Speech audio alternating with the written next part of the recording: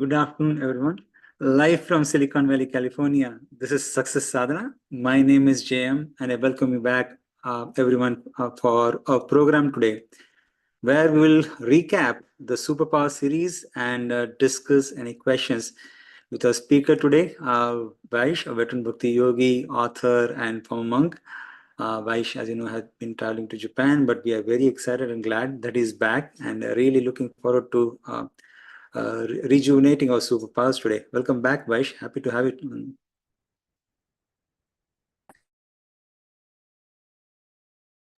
Thank you so much, JM.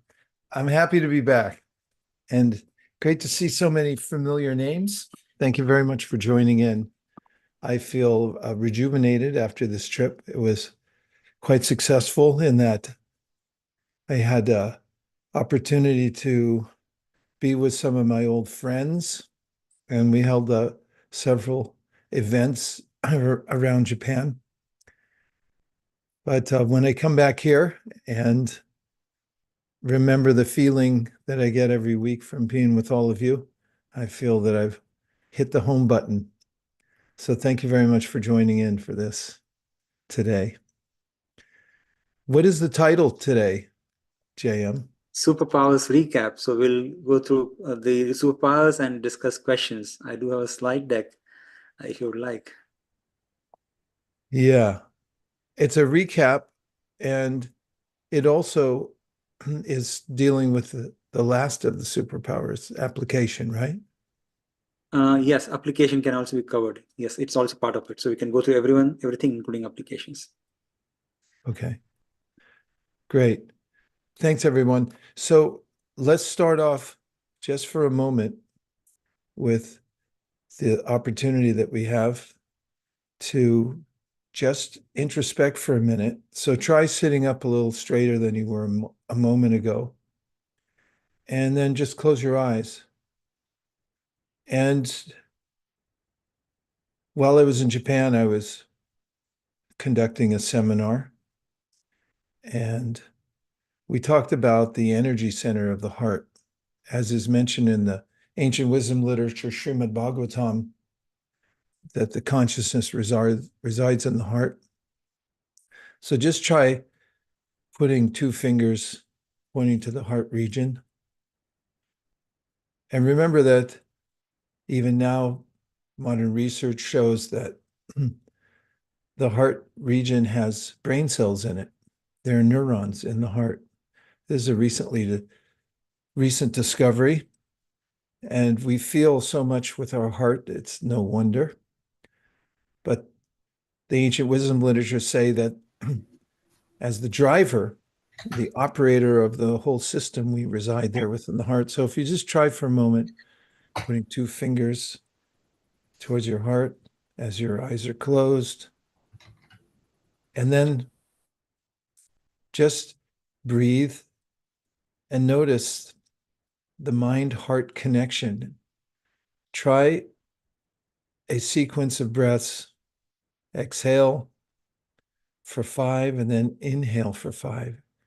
And do that 3 times. And you can count mentally to 5 each way.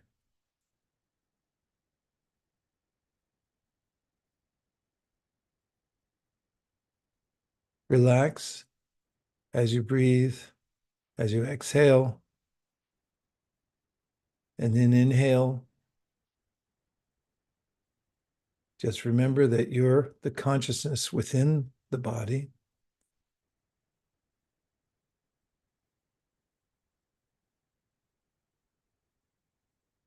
The body represents the past. It's an accumulation of karma, that is, whatever we've done in the past gets filled in the present body so we can go on with our work. Karma and work, same word. The mind goes off into the future, body's in the past. You can be right here in the present, noticing that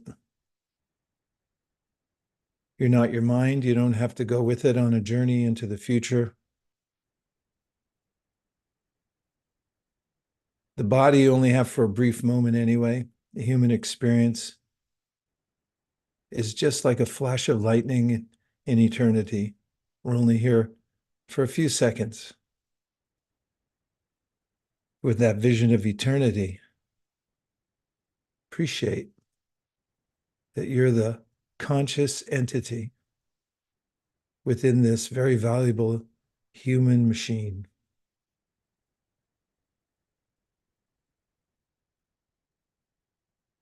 And breathe.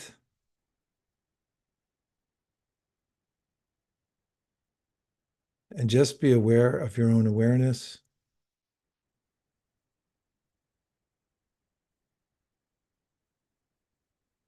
And try 2 more cycles of 5 in and 5 out.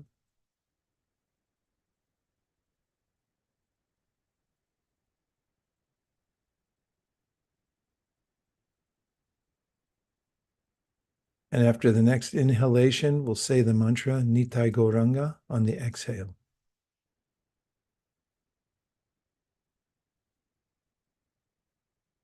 Nitai Gauranga.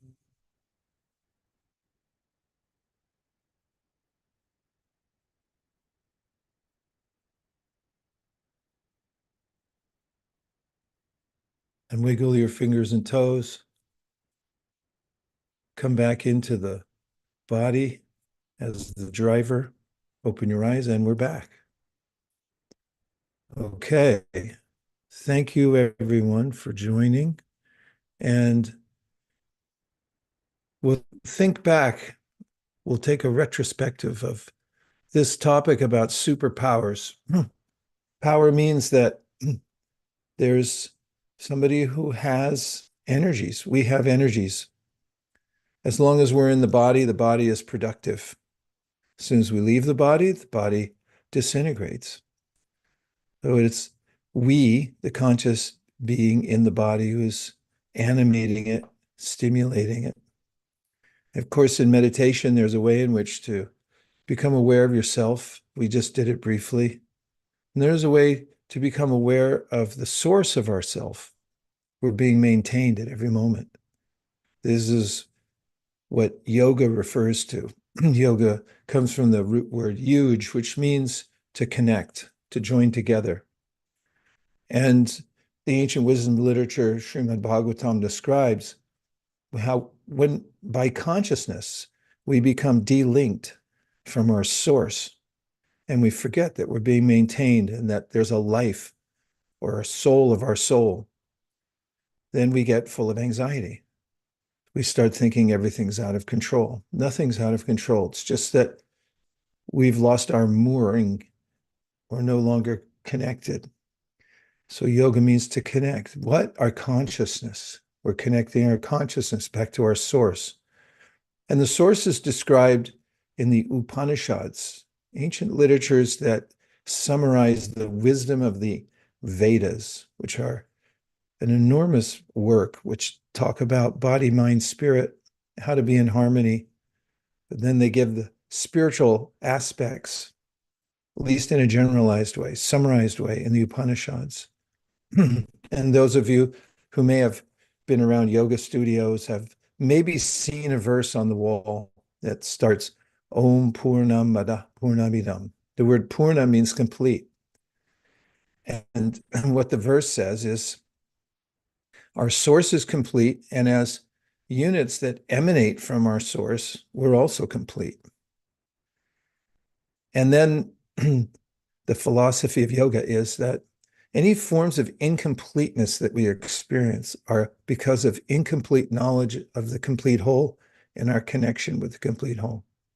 So in some ways, it's very simple, the solution to the problems that arise in our lives, which is to reconnect with our source. So we do that through various means, through our work. That's called karma yoga. You work, but you dedicate the fruit of your work to a higher cause, to your source. And then there's jnana yoga. You use your thought process and philosophical talent to discern what's the difference between matter and spirit. Bhakti yoga, which is said to be the highest rung on the ladder of yoga, is the yoga of love and gratitude. Love is the most absorbing of emotions, according to the ancient wisdom literatures. And when we're able to see our source, even see ourselves, we realize that reality is beautiful. And the whole project of Bhakti Yoga is reality distinguished from illusion for the welfare and benefit of all, starting with ourselves. So we're always trying to come to that point of realizing that we already have superpowers. It's not that we're getting them from somewhere else. We already have them. It's just that we're wasting them and they get covered. Almost sounds like the stuff of a comic book, a superhero who forgets that he or she has superpowers. So here we go with a recap. We talked about gratitude and happiness. Gratitude is a superpower. If you can appreciate what you have right now, you will see that you are already fortunate. And that's in the vein of what I'm talking about. When I become externally focused and I have a sense of lack, which is not to be solved by adding more material facility. I mean, when you could talk about our hierarchy of needs, there is a point at which we need some foundation in our life. But even with that foundation, when we just have that, it's not fulfilling. It doesn't complete our sense of being happy and full and complete. I met some people recently when I was in Japan who are very successful and wealthy. And they were telling me that no matter how many more zeros they add on to their monthly profit, they still don't feel happier. And they live in opulent surroundings and so forth. They're saying, we're looking for something more. So there's a way in which we have, through gratitude, to come to the point of realizing that we already have fortune. There's a story from one of the ancient wisdom literatures that was taught by Chaitanya to one of his students, Sanatan. He told him about a poor man who was suffering, and he met an astrologer. The astrologer was called Sarvagya. He could see everything in the person's past and future and his present through looking into his astrological chart. So he said, there's no reason for you to suffer like you are, thinking that you're poor, because your father was wealthy, in fact, the wealthiest person in the country, and he left you his inheritance. Although he died in a distant place and you've been estranged from him, he left the treasure in your yard. It's not very far away. It's very close. And then he became more specific. He told them there's ways you can dig for it. He said, don't dig on the western side. Don't dig on the southern side. Don't dig on the, did I say north, south, or west? He said, dig on the eastern side. He described how there are different approaches to finding his wealth. And then Chaitanya asked Sanatan, how long does it take for a poor man to feel happy when he's told that you're actually wealthy, you're not poor? He said, it's instantaneous. So in a similar way, when we realize that we're already fortunate in whatever situation we're in, because when I was thinking just yesterday, there were a series of situations I had to deal with where things were broken and needed to be repaired. And then I started reviewing everything that I deal with in my life on a regular basis, the practical things. Eventually, either they're already broken or they will break. A song came into my head. It was written by a famous musician years ago, and the title of the song, I don't know if it's the title, but it's the refrain, everything is broken. So there's not a way that the mechanical world can ever keep up with us because we're very subtle. We're consciousness. The world is made of matter. It's always changing. But if we can realize that what we are, and I'll give you another example. This is also from the Srimad Bhagavatam, that this person was standing dejected and felt unhappy because he was poor. And then the passerby noticed that he was wearing a necklace, said, "What is that anyway?" And then the poor man, so-called poor person, pulled it out, and it was an invaluable jewel. And he said, "Oh yeah, I forgot. I have this. I actually am wealthy." So it's more of a point of forgetting. And one of the ways to revive our awareness of our great fortune is to practice gratitude. I've put here in the notes also that happiness comes from the word hap, which means fortune, which means owned. Fortune means owned wealth. So what we are is more important than what we have. None of us are hapless. Hapless means we have no fortune. We're inherently fortunate. So there is a way of realizing that. And one of our superpowers is to be able to live in that sense of gratitude. We talked about focus as a superpower. Focus leads to a sense of peace of mind, stills the mind, and there's the concept of sukha. Su means good and ka means space. The state of our minds, whether there's space, there's good space, and otherwise we become contracted. That is, we bring in so many competing ideas and thoughts in our mind. And when we identify with those, we feel dark and as if we're overwhelmed. But by focusing on that which is beyond the objects that are meant to make us so-called happy in this world and focusing on a higher vibration, that is, we've talked about mantra meditation or a realization of ourself as separate from the body, we start to develop this sense of sukha. So the opposite of focus is distraction. And there's a way in which, by becoming outwardly focused and thinking only about how I can fulfill my immediate desires, I get overwhelmed. But when I'm centered and I can understand that there's a higher level of focus, then I can feel peaceful. So that goes to the next slide, which is what you are is more important than what you have. We'll just look at that for a moment. And that's a useful mantra because if you analyze everything that you have, even your body is something that you have. And although it's important, we're in it and we're using it, we won't always have it.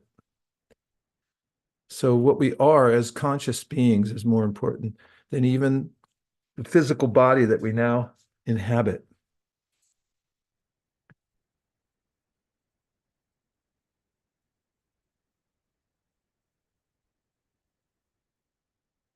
Next is you'll notice the sign below, no coins necessary to operate creek. That's actually a photo of the railing of a bridge in the botanical gardens in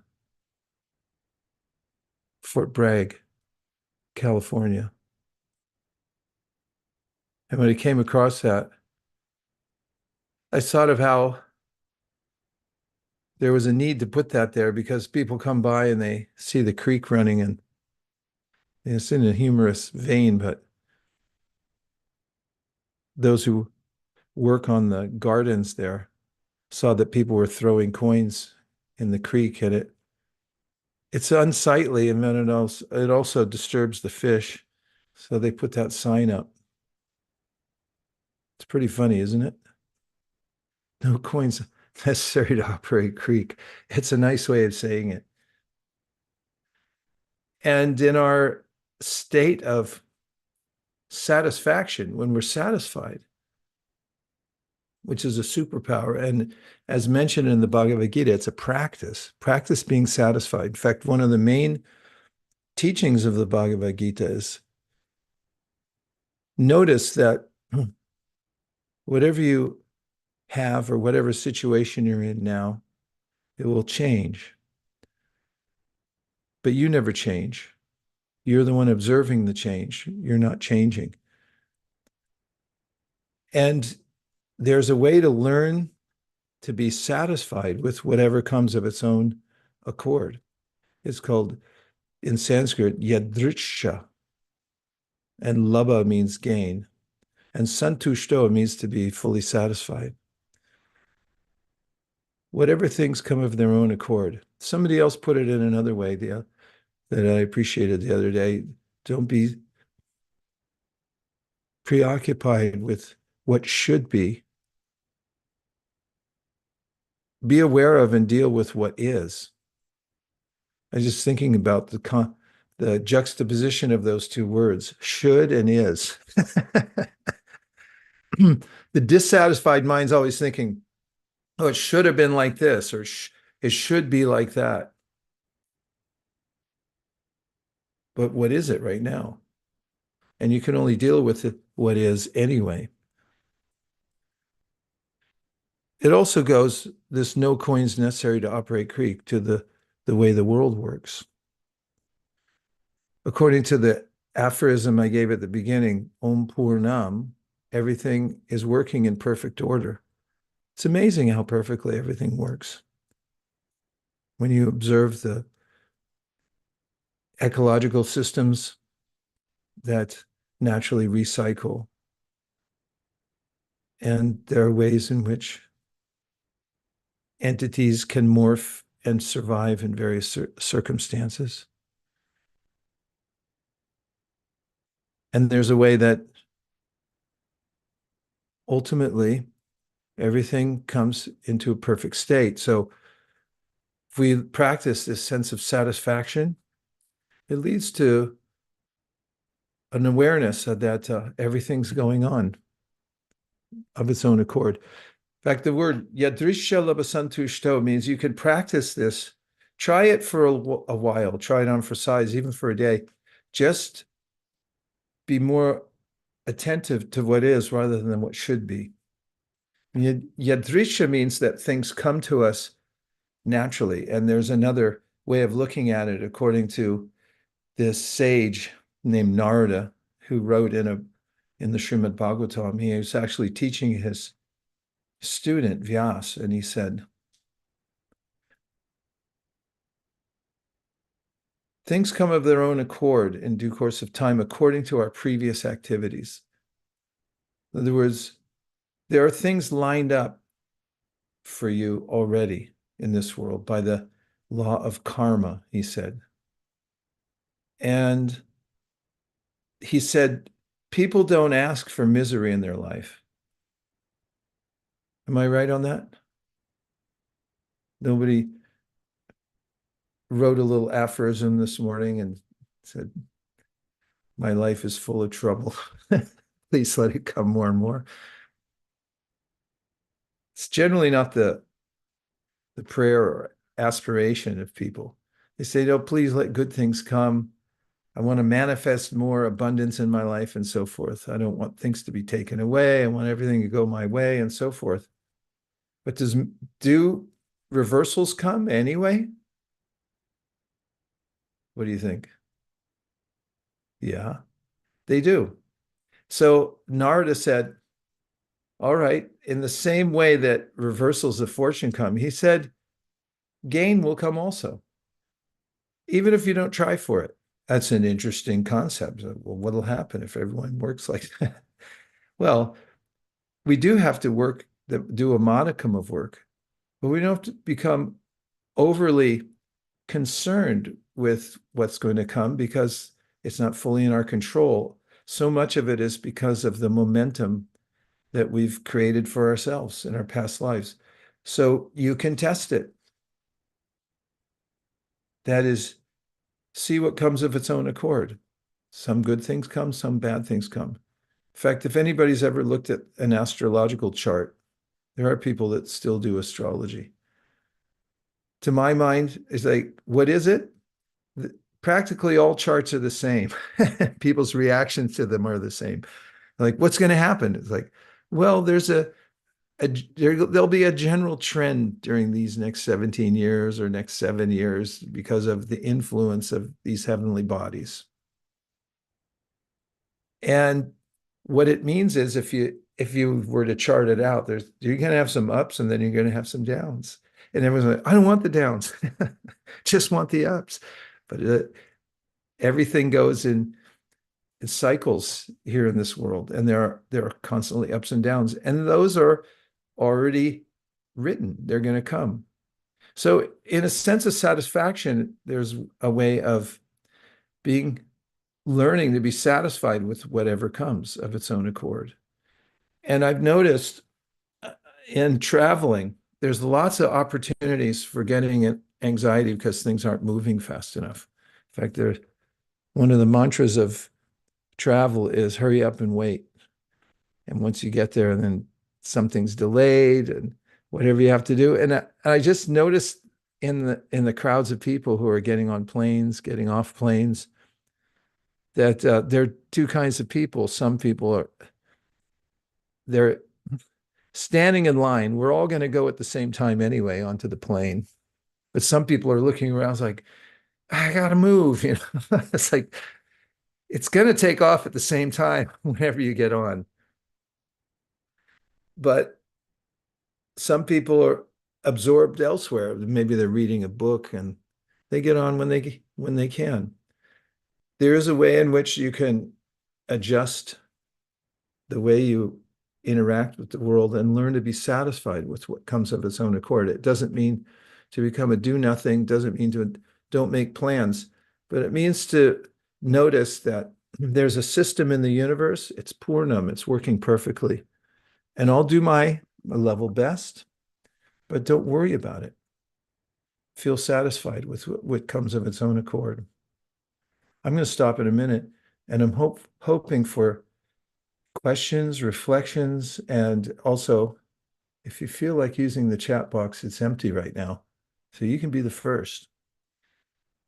I'm doing a recap for those of you who joined a little later of the Superpowers series. The premise is that you already have these superpowers. It's a matter of uncovering them. And the process of bhakti yoga especially is meant to clear the dust from the mind and the heart so that we can actually observe our superpowers. Another one is the yoga of the tongue. Did you know that one of the people I'm traveling with is originally from Israel? He speaks Yiddish. And he said, did you know that abracadabra? Has anybody here ever heard abracadabra? Yeah, couple. It's supposed to be like a magical incantation where I know in cartoons or movies, or somebody would have a wand and they say abracadabra, and then magically something would manifest or something would open. Abracadabra. So it has an origin, those words. My friend was pointing out, and he was saying, it means what you speak will become manifest. We're manifesting things all the time by our speech. And we talked about that during this Yoga of the Tongue series, and how during the pandemic, people really didn't have much opportunity to get out and work with their working senses, but they did pretty well just getting on Zoom and talking about it. You have an idea, you have a thought, you talk about it, it becomes gradually manifest. So there's a way that our words are seeds. And remarkably, the ancient wisdom literatures also say that if you can control your tongue, a disciplined tongue is very valuable. It's a superpower. Not many people can do it. Say the wrong thing at the wrong time. You feel a little angry or emotional, and then you say something and it ruins the relationship. You could even get fired. You can start a war. Lots of things that when abracadabra, it comes out of your mouth and then it starts to manifest in your life. So one of the superpowers is our speech in general, but the yoga of the tongue says when you discipline your speech, then all the other senses will follow. And another famous directive from one of the yoga literatures called the Padma Purana says, yoga begins with the, guess, put it in the chat box. Yoga begins with the downward dog. Yoga begins with the, okay, we've got Manish Mukharavinda, Kennedy, Manu said tongue. Radhakripa tongue. Rajamohan tongue. Mind. Oops.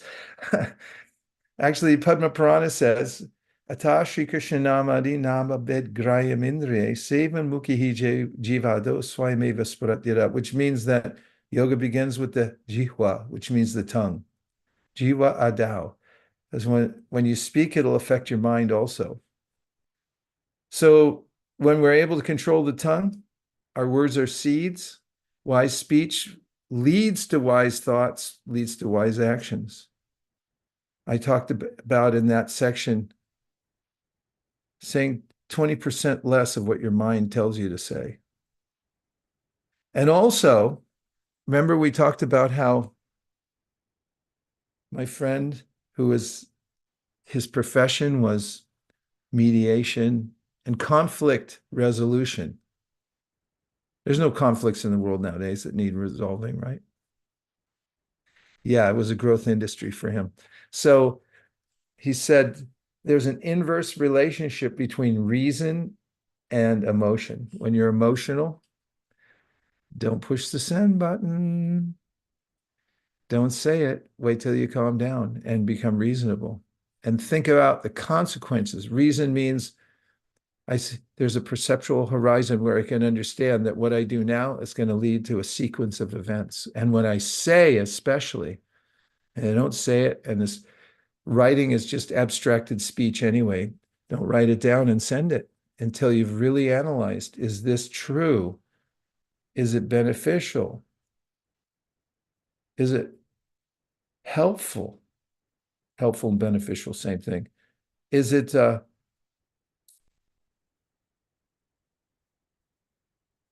going to cause more problems than I have now?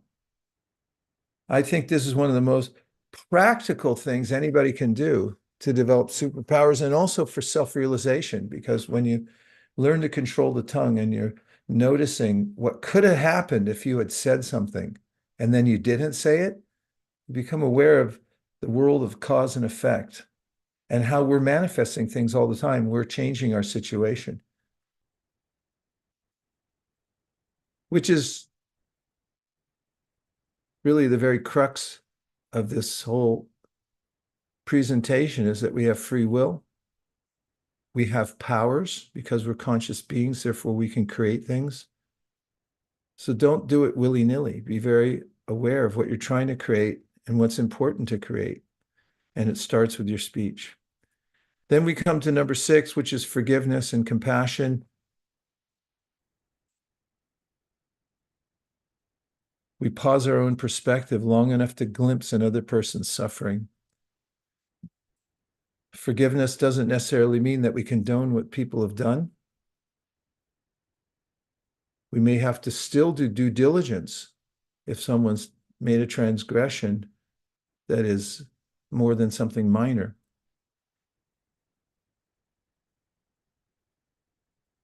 But still, the power to let things go. Even as they're happening in real time, we're forgiving people.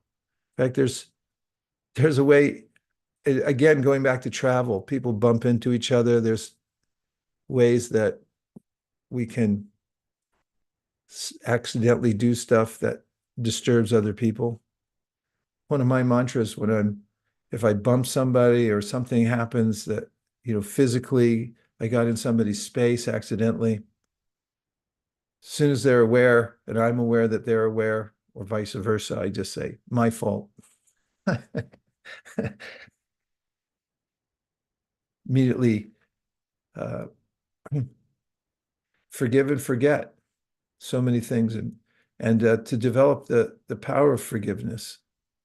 Even philosophically, we can see how some people are impelled by their own bad habits, that they'll do certain things that they wouldn't do in a right mind. Sometimes doctors, in fact, my friend was a paramedic for 20 years. He said many times he got assaulted by patients he was trying to save. That sometimes when people who had diabetes would get into a state where they didn't recognize that he was trying to help, and they would abuse him in certain ways. And then as soon as they got a shot that was able to normalize the glucose level in their bodies, then they'd come back to their original state of civility. Okay, so that brings us to number 7, which is application. And I'll take some reflections and questions, and already we have something in the chat box from Kennedy. Okay, so Kennedy is asking the question, can you speak a little on self-forgiveness? It feels at times even more difficult than forgiving others. Yeah, doesn't it though? We have to learn to tolerate our own ineptitude sometimes. One thing is to realize that we have some sincerity. I mean, there's different levels at which people become disparaging to themselves for various reasons. Sometimes it results from kind of poor self-image.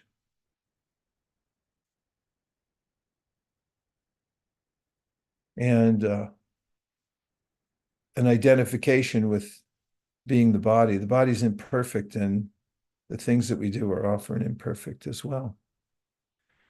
Well, what the Srimad Bhagavatam says is, even as we're trying to improve, there will be an interim state where we know what's the right thing to do, but we can't quite do it. And the advice that's given there is to stay the course and realize, and as my teacher used to say, if somebody's in the shower, you can't really criticize them for being dirty because they're trying to clean themselves, get cleaned up. So in a similar way, we can look at ourselves and see, am I still doing this or not? So many times in the interim stage when we're consciously incompetent, and especially when we compare ourselves to others, say, well, these other people are so much better than me, then it seems like a natural conclusion that I'm not good enough or something like that, or that the mistake is unforgivable. But all kinds of people have this. I read an article about a musician. He was a guitarist, and he was world class, but he always disparaged his own performance. And even after one concert where he got several encores and the crowd was going wild, afterwards he said, "Oh, I'm terrible. Wasn't good enough." So this can be the force of the mind that can act like a despot over us. So one of the ways of overcoming this self-defeating attitude is, don't compare ourselves to others, do the best we can with what we have, and also realize that we're going to be bad at things before we get better. And always stay in the process. Keep coming back to it. And then really be open to improvement. I told you I heard that mantra, I live to be corrected. And I just, a few people in Japan already know that. And that they said it a few times, and it reminded me of what an advantageous mantra that is, or a state of consciousness. I live to be corrected. So that is being ready to accept that I don't do everything right, and to forgive myself because I'm in process. Let's see if there's other reflections. We just have one more coming from Ram. He says, could you please explain how concentration could increase through Bhakti Yoga? Well, just in general, from the Bhagavad Gita, there's a series of events that take place when we place our attention somewhere. And I wrote about this in the book I just published called The Four Questions, A Pathway to Inner Peace. And the fourth question is, where am I investing my attention right now? And in the Bhagavad Gita, Krishna says, Dhyato Vishayam Pumsam. Dhyato means to contemplate, or really, the root word in that, Dhyato, is D, which means to be in complete absorption in focusing on something. And once we do focus our attention on something, Dhyato Vishayam Pumsam Sangasteshu Pujayate, we form an attachment for it. We become connected to it. It attaches itself to us too. And then where attention goes, energy flows. That becomes our life experience, all the things that we're attached to. So Bhakti Yoga concentration is mentioned in the ancient wisdom literature, that there are forms in this world we can look at, and when we get attached to them, we'll be part of this world. And there are forms beyond the dimensions of this world. The spiritual world, or the non-physical world, is not impersonal, says the Bhagavad Gita. They're actually spiritual form. In fact, the forms in the material world are the ones that are insubstantial because they're always changing. But spiritual form, which is represented through the mantra, and also there's spiritual images that are inherently uplifting. When we focus our attention on them, then we're naturally uplifted due to the same principle that by which we're degraded. When we look at degrading images, like people who absorb themselves in like pornography, for instance, they become degraded by the process, become addicted. There are other kinds of scenes here in the material world, random scenes where our mind becomes more and more distracted. So very, very soon, when one practices concentrating the mind on the higher vibrations and the higher images, or reading high-minded literature, for instance, when you focus on reading a book that is actually imparting some valuable lessons rather than just for entertainment, there's a way that the mind becomes lifted. So Bhakti Yoga is the same as other systems of yoga. It means to reconnect, but reconnecting ultimately through developing a spontaneous sense of attraction for the higher vibrations and the higher forms. There is a source to everything. There is a higher vibration that one can concentrate on, and one can redevelop that sense of attraction for it. So we have to be attracted to something, and if we're not attracted to the higher, we'll be attracted to the lower by default. Okay, JM, let's go back to the application. You're welcome, Ram. Thank you. Okay, so the final superpower application, knowledge plus practice, means these are the two ingredients that are necessary to improve ourselves. Isn't that nice? Two little ingredients. It's not complicated. If you get the right knowledge, but the rub is, and that's what this superpower is, being able to apply it, put it into practice. And I'll talk about that.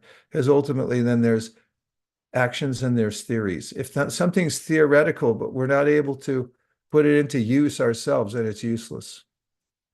Literally. Literally useless.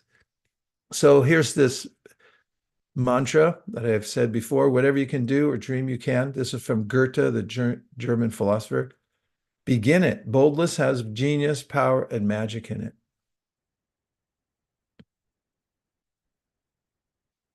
So application is the key that unlocks the other superpowers that we have.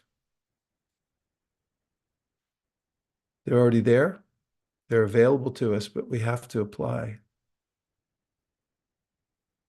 And that leads to what's called sadhana. We call this show Success Sadhana. The word sadhana has a root in the idea of doing something deliberately, not just depending on luck or destiny, but understand what's our goal and then what's the practice to get us to our goal. And if you have a daily spiritual practice, say the ancient wisdom literatures, you can move towards your goal.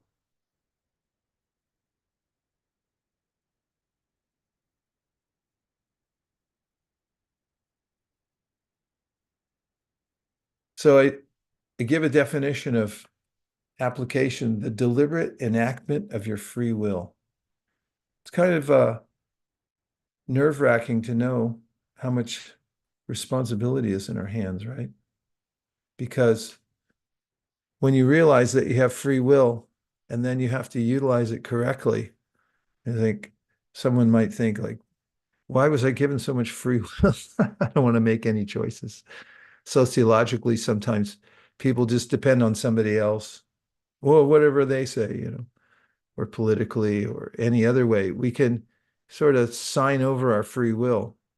But the exhilaration of spiritual practice is realizing our higher potential and then saying, what am I going to do to realize that my higher power that I have, these higher powers, to improve myself, just self-improvement.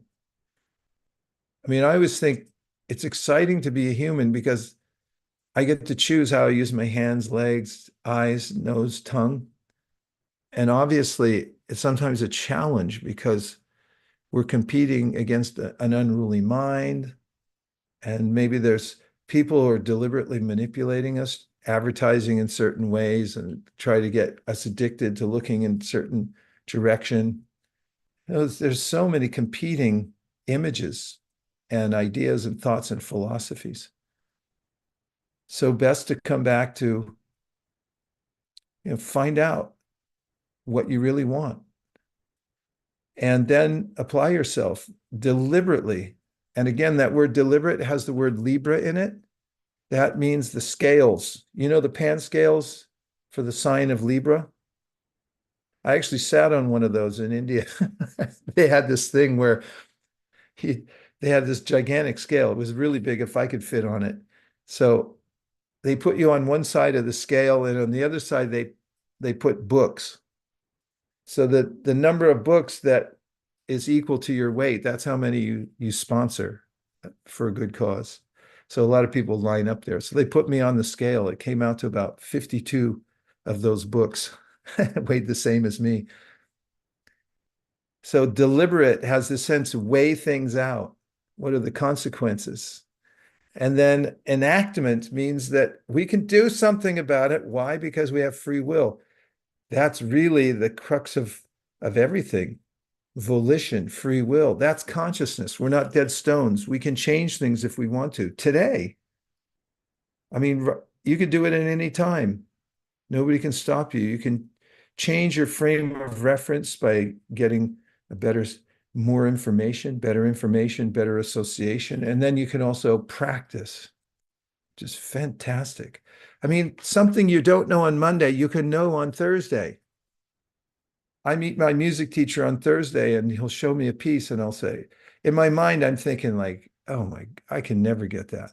It's too complicated. And then 2 days later, my fingers are doing it. And I think, how did that happen? Practice. It's magic. Human beings, and the opposite of practice is mindless things like scrolling. And this woman from the New York Times, she just did a piece about how she got rid of her smartphone for a month and got a flip phone, which was not easy. You can't get those very much anymore. And tried to, because she realized she was looking at her screen 7 to 8 hours a day. And she said, I calculate it's 4 months of my life, 4 months of my year. That's a lot. So can you use at least half of that for focusing your attention at a higher level? And the ancient yogis say, of course you can. And that's, if you decide to do it, you can improve yourself. Everybody can rise in due course of time. So a couple general points are, with practice, start from where you can do it. That's the magic of practice also, application.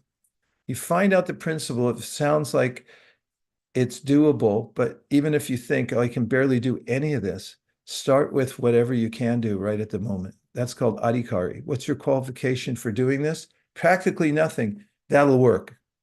You could start there. And if you apply yourself consistently over time, some magic is going to happen and you feel like, wow, not only do I feel better about myself, I feel empowered. And there are these superpowers that were hiding within me, like forgiveness and ability to focus, where I feel peaceful and not like I was degraded by looking at the wrong thing for too long, or looking at something that didn't make any sense or was not consequential in my life or helpful, and all the other superpowers. Okay, let's have some more human contact. Somebody's got something in their mind somewhere on this screen. I'm looking around. Mostly I see boxes with names. Shall I just call on people randomly and scare everybody? Or would you like to make a comment? Shankar, go ahead.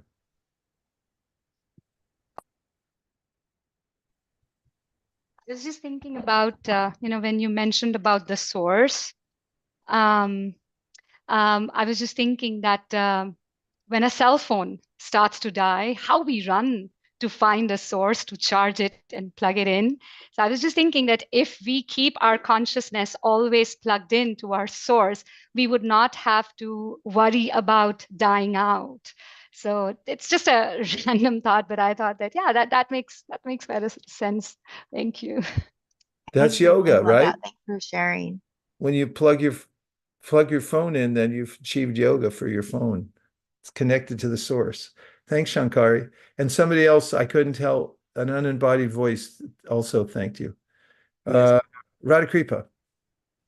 Yes, I have a question on what you mentioned. Questions are good. Then you have to answer them. I'll answer it in 60 seconds or less. How can we remain in this consciousness, what you mentioned in the very beginning, that what you are is more important than what you have?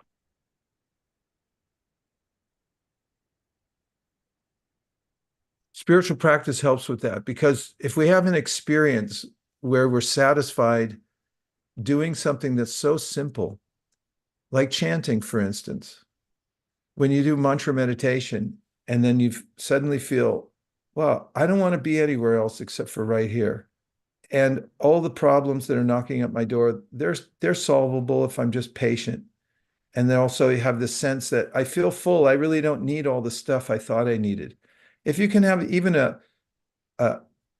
quarter of a second of a thought like that through a direct spiritual practice, this is called getting a higher taste. And without a higher taste, we'll still be hungry, even if we're holding back or trying to see the world in a certain way. And it's not that this vision is artificial, that what we are is more important than what we have. It's actually reality. Is that under 60 seconds, JM? I know you're looking at the clock. I could tell you were trying to see if I was going to make it. Thank you. Did I do it? Yes. Really? Okay. Summer's got something. Yeah, Summer says, the practitioner who could not read yet still practiced devotion daily. Yeah. that's starting where you are, and that the sincere intent is more important. There's an ancient story about a student whose teacher told him, you have to read Bhagavad Gita every day, but he really couldn't pronounce it at all.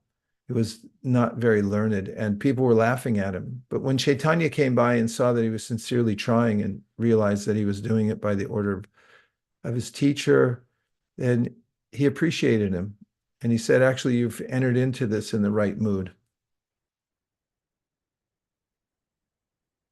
What Yan Yeah, Yan? yeah. I really like what you said about the focus, the attention on higher energy. So, like everything in this world, they always have a pro side and a con side. So, if we just focus more on the pro side of it, then the positive side, then it will be easier and we'll be happier. Kind of like we live in a crazy world, but for me, if I just focus on being the better self whenever I can and try to be at all times, then at least I make whoever is around me easier life. Yeah, it's such a nice point, Yan. Thank you very much. We have choices about our attitude also, and we can adjust that as well. Like I have a friend who's in management, and he said he gets people bringing a lot of problems to him. And so his response is, thank you very, very much. Now, please tell me some solutions. Think about that. And just by turning their attention to this idea of like solution thinking, rather than just feeling beaten down by all the problems, then those who work in his team feel enlivened. So we can adjust our attitude. Yes, thank you. Yeah, that's the growth mindset, right? So any problem is opportunity that you can improve, that you can do better.